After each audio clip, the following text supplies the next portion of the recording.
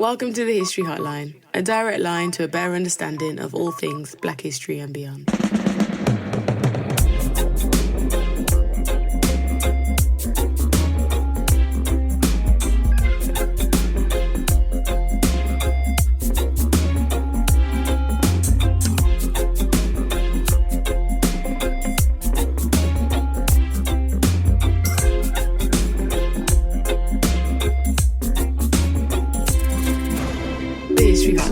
Hello everyone and welcome to episode 130 of the History Hotline.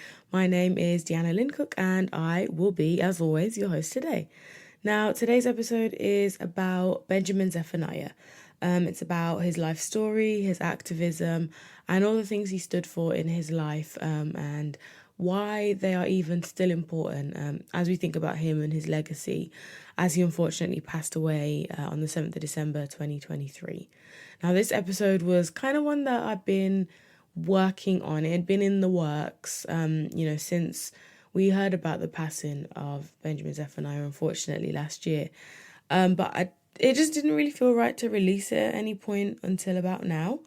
And it's quite interesting because every time I've kind of looked into the episode and the notes and thinking about how we present it in a podcast form, I've found that the relevance of it, whether we're speaking about the things that he cared about and was so passionately standing up for in his life through his writing and through his works, it's kind of stood to be true at a multitude of points. And I know it's only been, just under 2 months since he has passed away, but the things he stood for are just so topical and remain so important that I think even if this episode came out in 6 months' time, in a year's time, 5 years or 10 years, the way he lived his life and the things he stood for, I think would still have so much relevance. And it just speaks to the strength of his character, the legacy that he'll leave, and just how much integrity and determination he had in his life and how important that is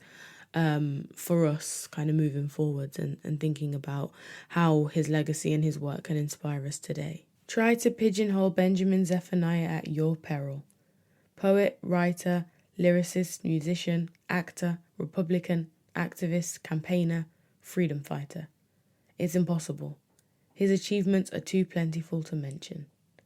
That was the opening in an article in Birmingham Living magazine written by Shelley Carter. It was undated, but I think it just speaks so perfectly to Benjamin Zephaniah as a person.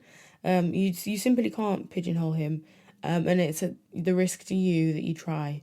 The list is endless to some of the things that he did and did so well. I think it's really important not to necessarily pigeonhole or put Benjamin Zephaniah into a box of any sort or any size, because his character and the things that he was able to accomplish in his life will always be bigger than that box, I think. He was born on the 15th of April 1958 in Handsworth, Birmingham, and he went on to describe Handsworth as the Jamaican capital of Europe, to which I'd agree. His Jamaican roots arguably inspired a lot of his work, especially the rhythm and flow of his poetry. He grew up as one of 9 children, predominantly in Aston, and then later moved into Hockley. In Hockley, he spoke a lot about the community spirit there, and that it was strong and everybody kind of knew each other. He noted that he lived around a courtyard with shared toilets, and at one point he remembered there being only one phone on the street. So if you needed to make a call, you'd borrow the phone in exchange for a tuppence. He speaks a lot about the kind of community spirit of the places that he grew up in, thinking about things like street parties and people sharing their toys and games, and not necessarily having much, but making the most out of what they did have. And he did a lot of interviews when he was alive, so we have a lot of information about the kind of early points of his life, which is quite nice actually to hear someone kind of be able to reflect back. He also noted throughout his childhood that there wasn't really a time where he wasn't creating poetry. I would say that, like many other young children within the education system, Caribbean children especially. The system failed him. But in other ways, him leaving full-time education by the age of 13 and him having to struggle through those years probably and most definitely shaped his work, his politics and his choices that he would go on to make in the future. And the reason he is and will always be an inspiration to our generation, ones that will follow and, the ones that went before, is because of this, I think.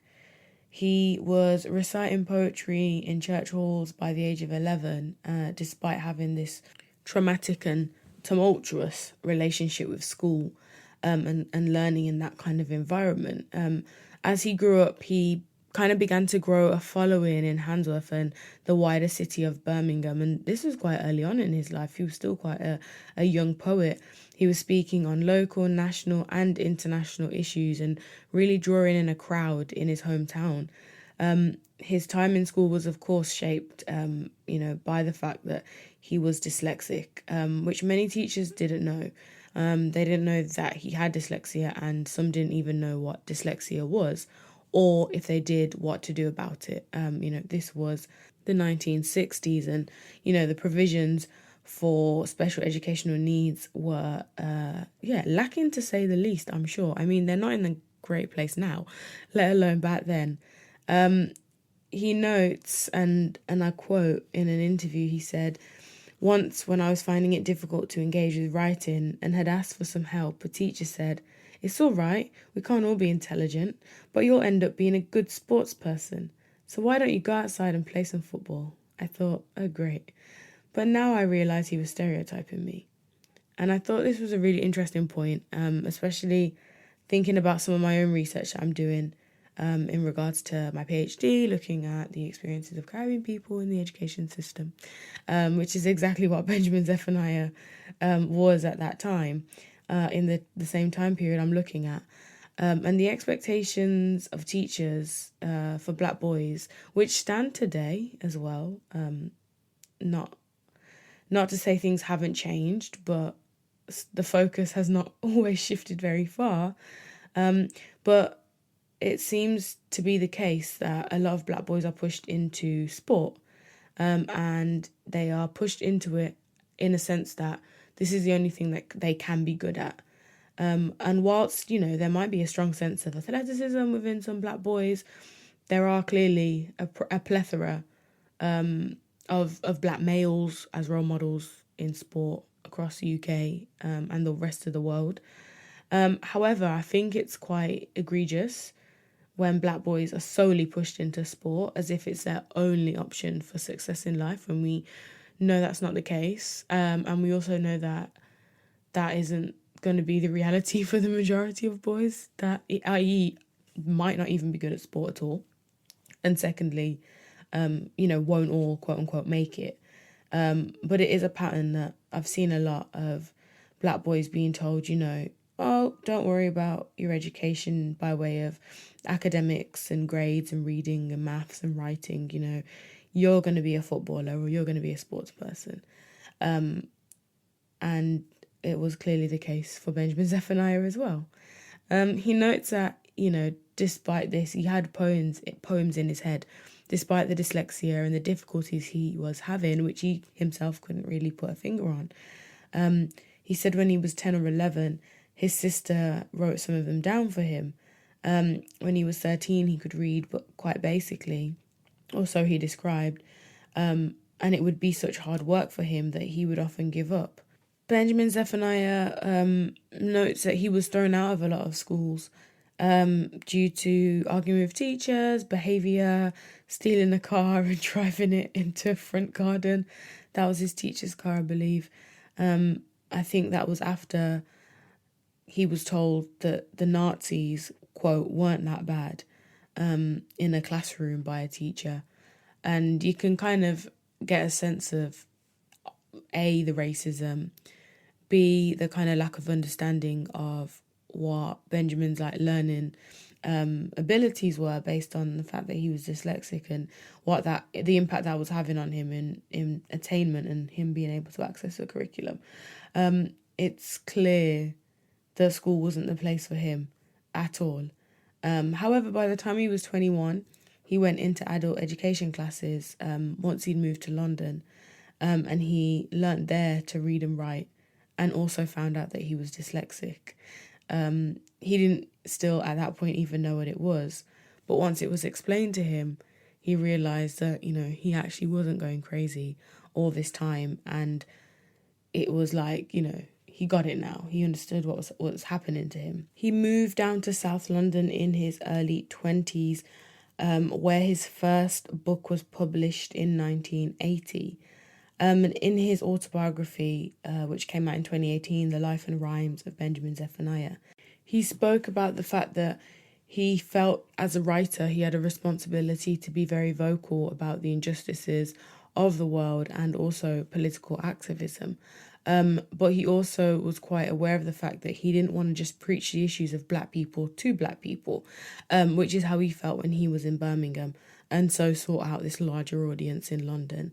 And, he was able to do that and convert his poetry and his writing into this first book. He championed many causes in his lifetime, and I think as much as his poetry and his literature is so well remembered, because for a lot of people, well, maybe not everybody, but for those fortunate enough to study him in school and see him on their curriculum, whether that be his poetry or his literature, that is kind of the first instance where you kind of meet Benjamin Zephaniah, maybe as a young person, maybe in the library, maybe at school, maybe through, your own reading and research. And then it's like this pleasant surprise when you realise that his politics kind of align with yours as well. And the things he thinks are important and he's talking about and writing about in his books and his poetry are also important to you. And the causes he championed are numerous, too numerous to list if I'm quite honest with you. But I'll start with the aftermath of the fateful New Cross massacre, in which 13 young black people were killed in a blaze that was suspected to be a racist arson attack. And he released a song, 13 Dead, which became somewhat of an anthem of anger, of rage, against the failure of the authorities to not only catch the perpetrators, but actually I think the way in which the media and the lack of reporting on it, and the fact that it seemed like even though these 13 black children had died, nobody really seemed to care. And so this anthem, was part of the movement and the campaigning. He was also an avid campaigner against racist police brutality and stop and search laws.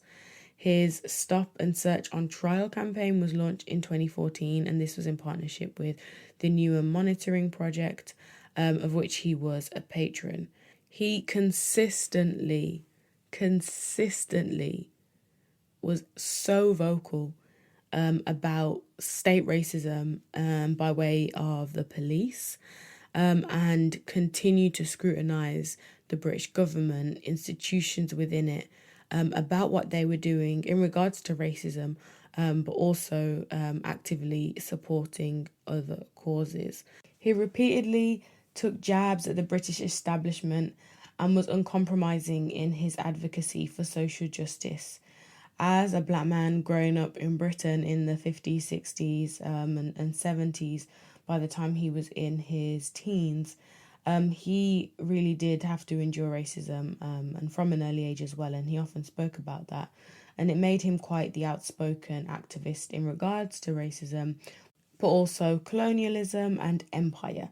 And most notably, I think this all kind of came to fruition when in 2003 he turned down his honour, the honour bestowed upon him, the Order of the British Empire, an OBE.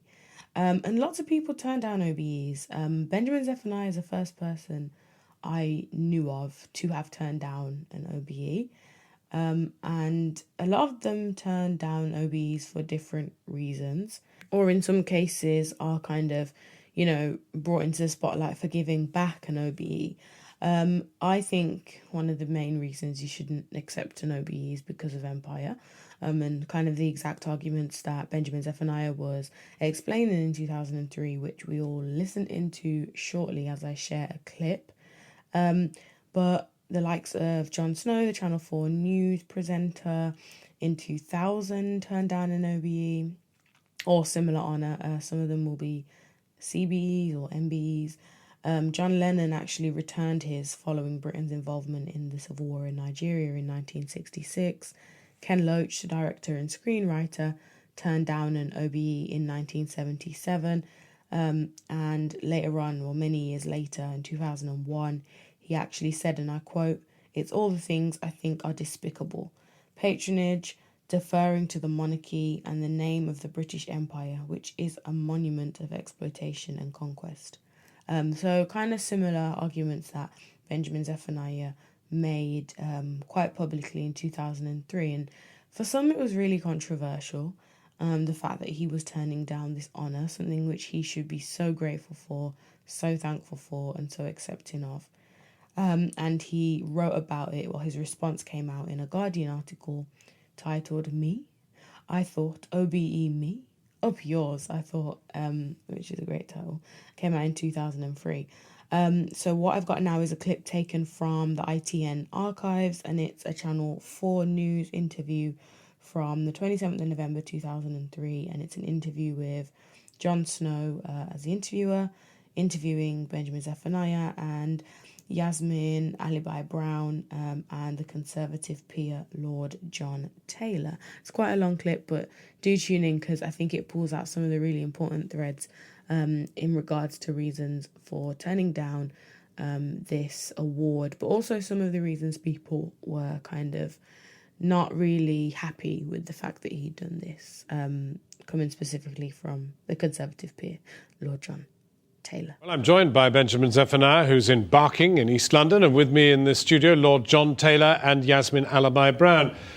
Benjamin Zephaniah, I mean, you regard this as a big thing and something you'd like to start a movement over, or it's just one of those things? It's just one of those things, actually. I think that for somebody to offer me this Order of the British Empire shows me that they haven't really read my work, they don't really know what I stand for, and they have no idea of why I write. I write to connect with my people. I'm not in Barking now, I'm in East Ham, and I'm in a bookshop full of people. These are the people I write for. I don't write to impress the Queen, I don't write to win awards and to get OBEs and join an Empires Club. And is it more about empire or more about a government that's been to a war which you didn't agree with? It's a bit of both things. I mean, if we didn't have a war at the moment, I would have still rejected it. I would have still rejected it because it has the word empire on it. We can get rid of the empire and we can do something else. We can call it something else. I think we should go to the streets of East London and Brixton, and we should take people and say who has made an impact on your life and get them to say who they want to be honoured. We don't need Tony Blair. I've been knocking on Tony Blair's door for months now to get him to have a conversation with me, and he won't. I don't need him to tell me that I'm a writer of any merit. In fact, in the last few months, most of my work has been working against this war. It's been working with prisoners who've been wrongfully imprisoned. It's been working to get justice for my cousin Mikey Powell, who's killed in a police station. You know, if you give me an award for fighting for a classless society, it's much better than my poetry. Right. Well, now, Yasmin Alibhai-Brown, there are a lot of sentiments there you might agree with, and I'm just wondering about empire. And, of course, you are a member of the British Empire MBE. Actually, Benjamin has really created this turmoil for me, and I thank him for it, actually. I went home last night after I read this piece, and I thought I felt enormously guilty. He's made me think that I should seriously consider giving it back, because his arguments are so persuasive. Where he's wrong is that people like me have joined the establishment. I remain a rampant Republican and absolutely opposed to almost everything Tony Blair is doing. But he's made me think, and by this weekend I'll make a decision about it. So thank you. Persuade her, Benjamin. Well, I was just told a couple of minutes ago that Yasmin had MBA, and I almost fainted. I really almost fainted. Yasmin, you don't need it. Your work is good. Your work means something to us. And I'm sure people don't meet you in the street and go, wow, you got an MBE, this makes a difference to us. Right. Let me bring in Lord Taylor. I mean, your honour, in a sense, is a working honour, but nevertheless, empire, you can't be very happy to be beneath this yoke? Well, I'm a fan of Benjamin's. He's a brilliant writer. He's raised an important debate. But in his article in The Guardian, he talks about his obsession with the future and not the past. We have to move on. We know the empire, in many ways, was a bad thing for black people. But in a way, this award is for his excellence as a writer. You know, future generations of blacks and whites need to see why must that black people his excellence be celebrated with an empire medal?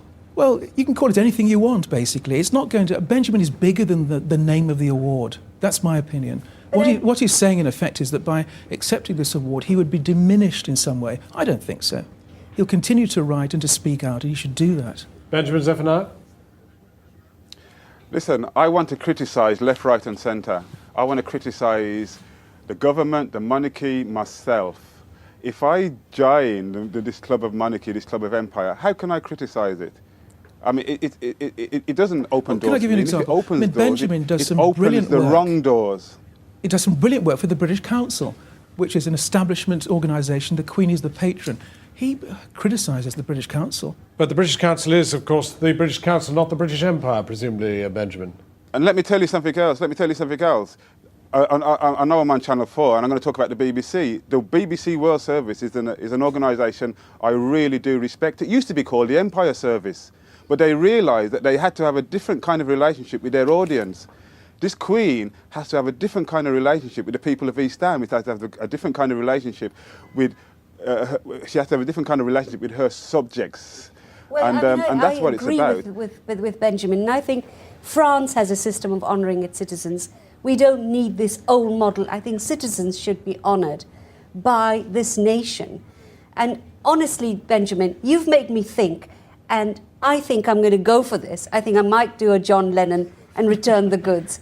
There's a paradox here, though, because Benjamin has said he wants to have a dialogue with Tony Blair. I think he's reduced his chances now of having that. You know, if you want to change a structure, you get inside. Tony Blair you can't does not change want to from talk outside. to me.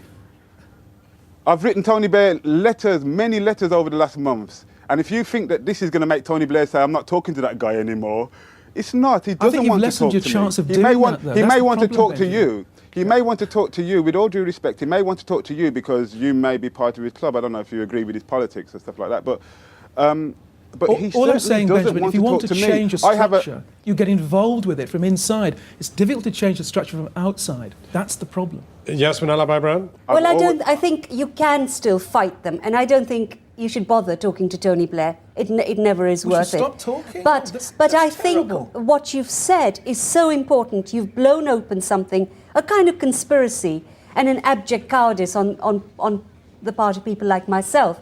So, you know, it is an important debate. The nation has changed. We need to represent who we are better. And to talk about the empire takes us to a time which is absolutely unhealthy. Now, first of all, it's really funny to me that this debate's happening in like 2003, because that was like, 21 years ago.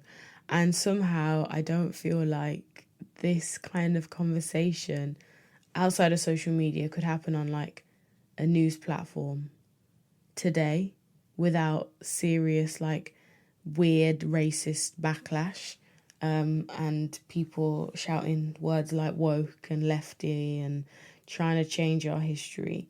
Even though, you know, people have been giving back and not accepting honours in regards to orders of empire for decades, it would be, I feel like, a more contentious issue now than it might have been in 2003. I found it quite interesting that it is Lord John Taylor, who is very much caught up with the fact that, you know, you've kind of got to accept this honour to get yourself in the room, to have these conversations with the people you want to speak to. And in this case, Benjamin Zephaniah is referencing Tony Blair. It's the invasion of Iraq was done by Britain on the 19th of March 2003, so months before this was all taking place. As we know, the withdrawal of the last remaining British forces didn't actually happen until 2011. So a very long time after it all started. And I don't remember so much. I think I would have been in primary school when the Iraq war happened, but it wasn't a clean cut, let's go to war, let's defend ourselves. You know, there were so many people, so many different sections of society that were so against this invasion, didn't see as the right thing to do for Britain, for Iraq, for, you know, world order. And Benjamin Zephaniah was a quite vocal advocate for Britain having done the wrong thing to go and invade Iraq, obviously following closely behind George Bush and the US. And so in this case, there is quite a lot of reference to him having a conversation with Tony Blair. And I don't know if the Conservative peer believes that by having 3 extra letters after his name, these doors will magically open for him.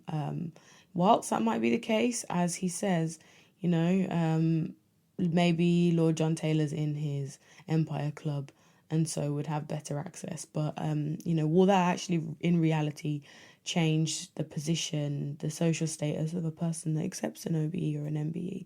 Some cases I'm sure it might, and I'm sure that's why so many people tend to accept them. But I did like Yasmin Alibi Brown's kind of thoughtfulness on the topic. You know, she already had her ...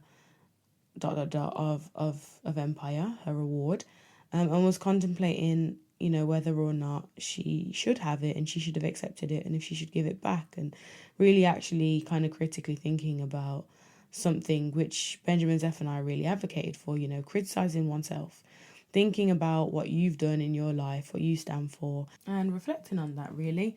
And interestingly enough, Yasmin Alibi Brown actually did return her MBE that year. She said, and I quote, "I was stupid once and allowed myself to accept an MBE, partly to please my mom. Then Benjamin Zephaniah shamed me. I returned the lovely object and have had to put up with scorn ever since. Some deserved." And so there we go. I think it really does speak to Benjamin Zephaniah's character, and even in the exchange he has with Yasmin Alibi Brown on the news show, he isn't, you know, disrespectful, rude. He simply states the fact that he was quite shocked that she even had one in the first place, and, you know, doesn't necessarily tell her she should give it up immediately, but through conversation she kind of alludes to that and reaches that conclusion herself and kind of gets there.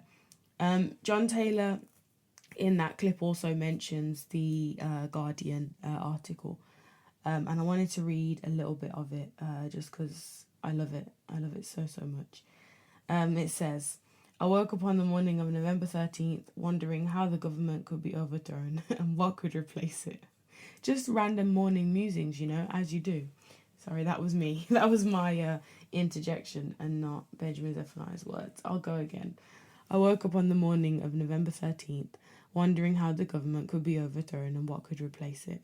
And then I noticed a letter from the Prime Minister's office. It said, 'The Prime Minister has asked me to inform you, in strict confidence, that he has in mind on the occasion of the forthcoming list of New Year's honours to submit your name to the Queen with a recommendation that Her Majesty may be graciously pleased to approve you to be appointed an officer of the Order of the British Empire.' Me, I thought. OBE, me? Up yours, I thought. I get angry when I hear that word empire. It reminds me of slavery. It reminds me of thousands of years of brutality. It reminds me of how my foremothers were raped and my forefathers brutalised. It is because of this concept of empire that my British education led me to believe that the history of black people started with slavery and that we were born slaves and should therefore be grateful that we were given freedom by our caring white masters. It is because of this idea of empire that black people like myself don't even know our true names or our true historical culture. I am not one of those who are obsessed with their roots, and I'm certainly not suffering from a crisis of identity. My obsession is about the future and the political rights of all people. Benjamin Zephaniah, OBE. No way, Mr. Blair. No way, Mrs. Queen. I am profoundly anti-empire." Even that, the way that was penned, honestly, this episode I'm not really speaking so much about Benjamin Zephaniah's writing in a way that I probably should, but I will say that I'm just always very jealous of people that write really well and seem to do so effortlessly. Like the flow of that a simple statement of rejection was just so beautiful. Wow. Anyway, Benjamin Zephaniah's response, in the article and also in the interview, talking about and making reference to the BBC World Service, suggesting and questioning, why, this honours system can't see a revamp with a new name, especially considering, and a point that really stands true today is the fact that Britain literally has no empire, zero empire, and hasn't done so for decades. It is actually delusional and quite laughable, the fact that Britain still go on and hold this idea of empire so close to their hearts. This yearning for the good old days of empire is actually hilarious to me. It's clearly demonstrated here. It's clearly demonstrated in the fact that the honours still have Order of the British Empire within them. It is ridiculous. And as I mentioned, Benjamin Zephaniah isn't the only person that turned down honours for similar things, political issues. They didn't like the way the country was handling political issues at the time. I think Yasmin Alabai Brown actually referenced what was happening in Iraq for her wanting to hand it back, as well as obviously comments made. Michael Sheehan, Welsh actor, famously gave back his OBE ahead of the Raymond Williams lecture in 2017, which actually caused him to research Welsh history. He said at that point he was left with no choice. Either don't give this lecture on Welsh history, which obviously probably talked about the colonisation and Britain's contribution to that, and his whole part in that. It was that, either don't give this lecture or hold on to my OBE, or, and I quote, I give this lecture and give the OBE back. And I think that is actually a really important point that is being spoken about there.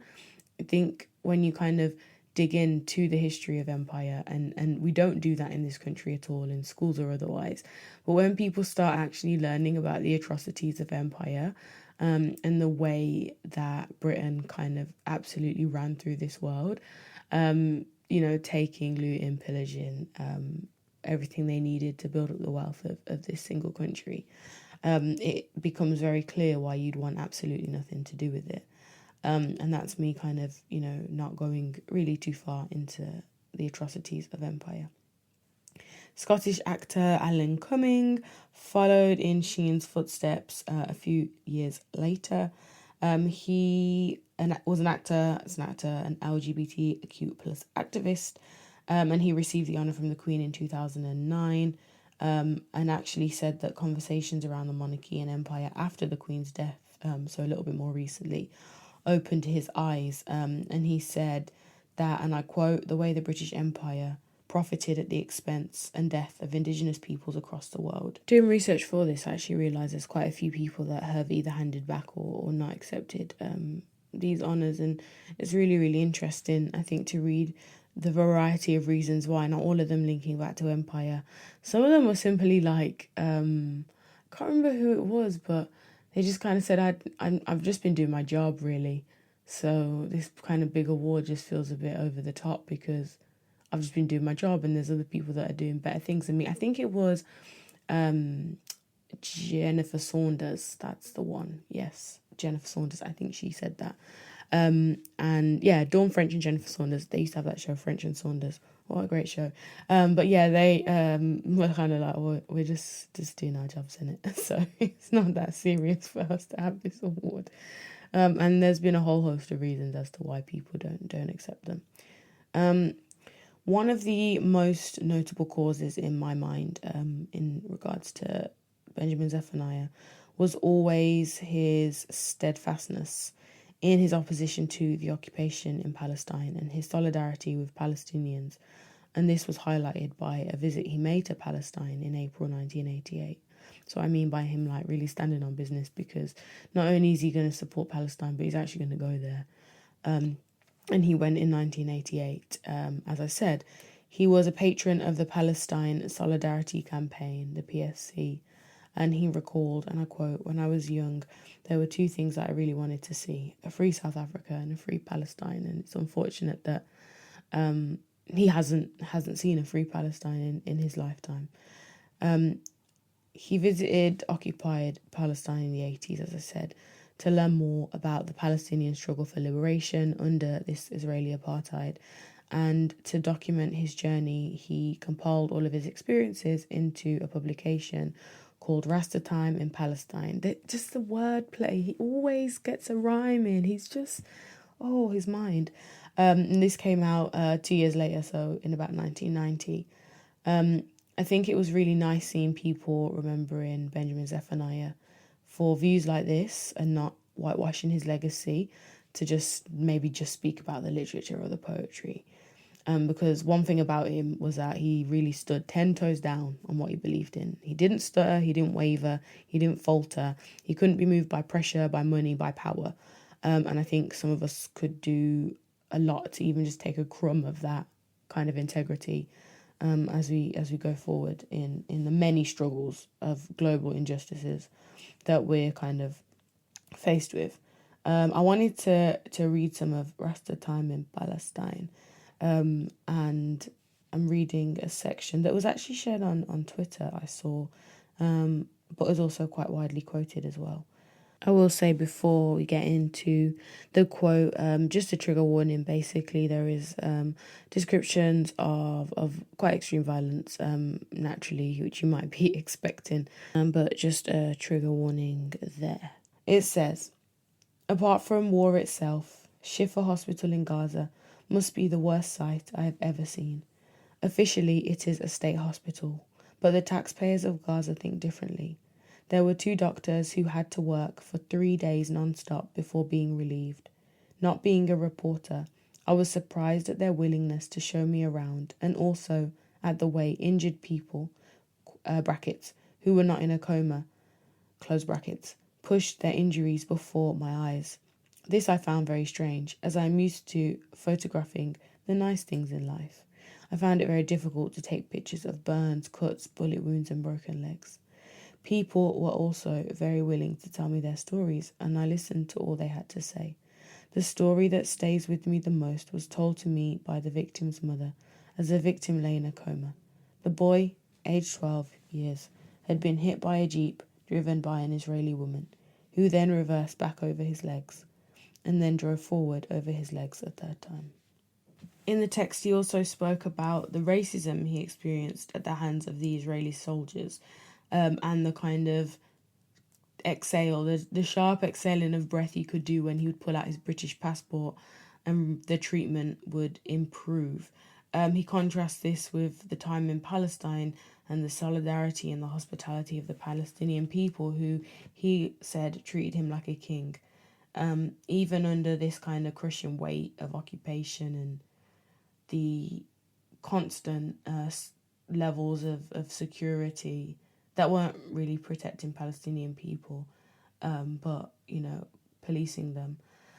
He still felt that they took the time to offer him comfort in their homes, the food from their tables, and he definitely left Palestine with a sense of purpose and a kind of fire in his belly, as he's been described in the article I'm reading, and resolved to spend the rest of his life doing everything he could to help the cause. And this is an article in part, some of the quotes from that, from Tribune magazine, and it was written by Perry Blankson, titled Us and Them, the Radical Benjamin Zephaniah, and that came out just after his death last year, so on the 8th of December.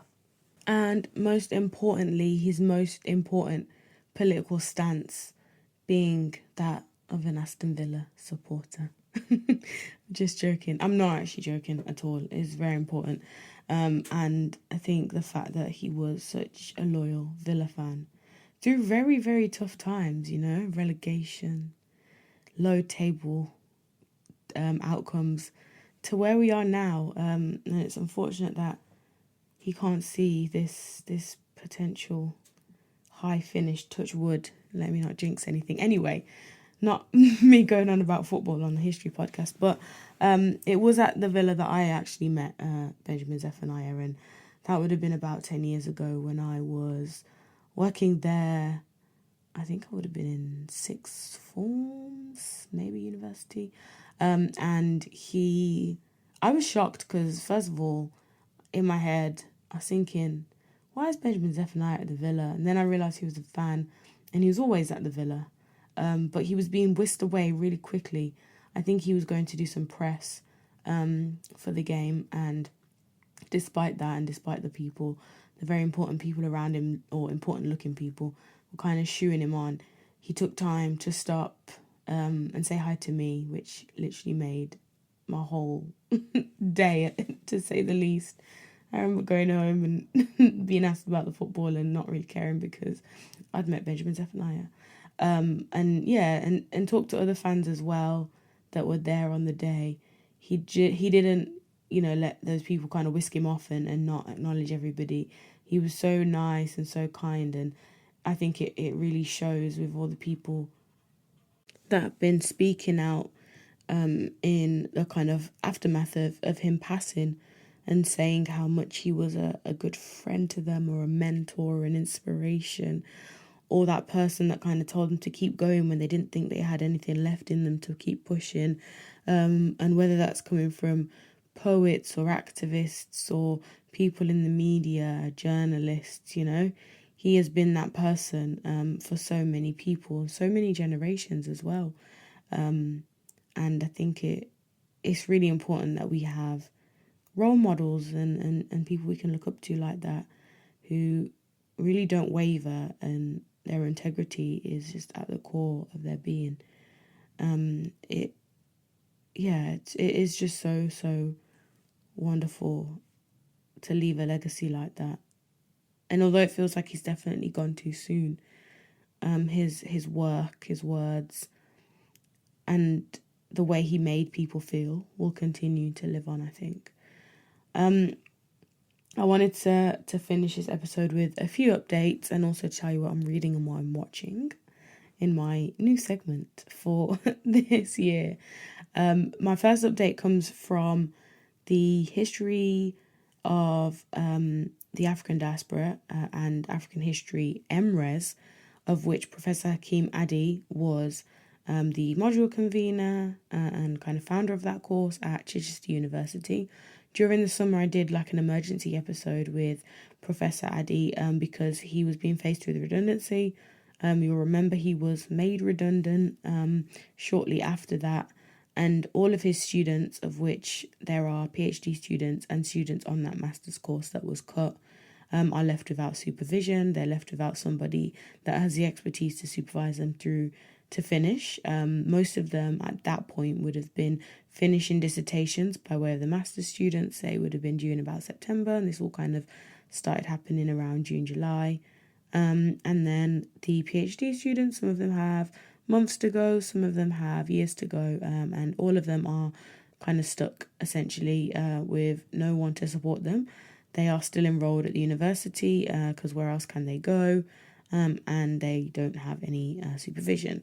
They have mounted a legal case against the university, and there have been some kind of positive movements and updates with that, but they are still needing support, financial and otherwise, really just sharing the word. That's why I'm talking about it today.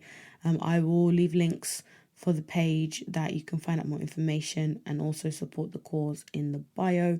So please do that if you can. But more importantly, just share the word, let people know this is what's happening within Black British history and Black history more widely today, It's 2024 and there is only one course in Europe that looks like this, and it's gone. And I think that says a lot. And if we don't kind of stand up to this fact and potentially try and change that and have this course reinstated or elsewhere, brought into a university elsewhere, then we will have really, really lost a real hub and centre for some really great historical research that really could change the way we see ourselves and we see society in the future. In terms of what I'm reading at the moment Earl Lovelace's The Dragon Can't Dance. written, I think published in 1979. It is for a Caribbean book club that I am a part of. It's the first book, and I recently started reading a lot more Caribbean fiction. Most of it has been more so new releases, so it will be nice to read some Caribbean fiction from the 70s, and I hope to read a lot more Caribbean fiction from all the decades and all the eras as this year goes on, and as I make a point to do more reading of fiction books. I was going to tell you what I'm watching this week, but I'm not really watching anything. But in seeing, I did go and see the Women in Revolt, Art and Activism in Britain exhibition at the Tate Britain. And it's an exhibition that kind of centres the experiences of women through art, from painting, photography, film and performance, and kind of highlights their fight against injustice, including causes such as equal pay, reproductive rights, race equality. And it really highlights this kind of period from the 1970s to the 1990s of real change for women in Britain. It also includes movements such as the British Black Arts Movement, and it also speaks about women's disability rights. And I thought that there were some really kind of sad and harrowing stories actually included that were very necessary, and really did kind of add a richness to the experiences of women and their lives in Britain, especially at that time. It was really, really necessary for painting a kind of really broad picture of women's activism, and I think it did a really good job of that across quite a few different themes, which is always very difficult, especially in kind of a gallery space, and figuring out how to give kind of enough space, and I don't just mean that physically, to each kind of story and each theme, but I think it did that quite nicely. So that is what I'm gonna shout out. I think it's until April.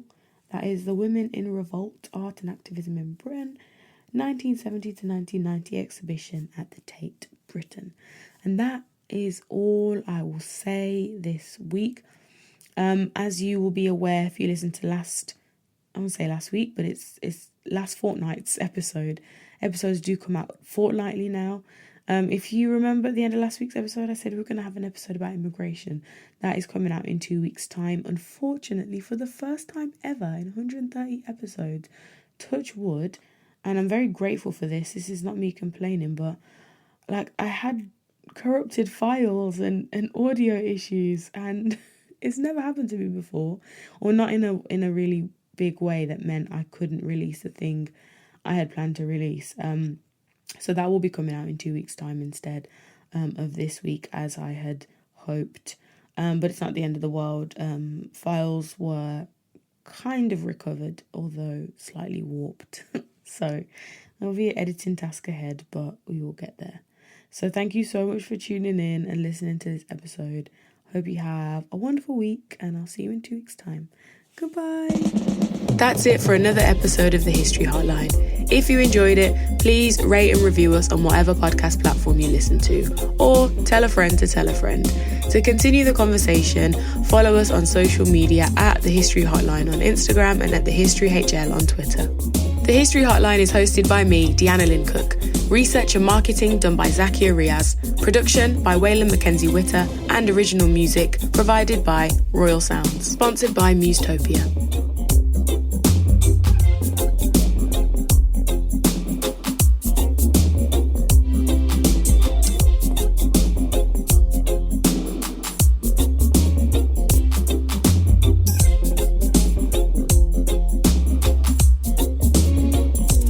The History Hotline.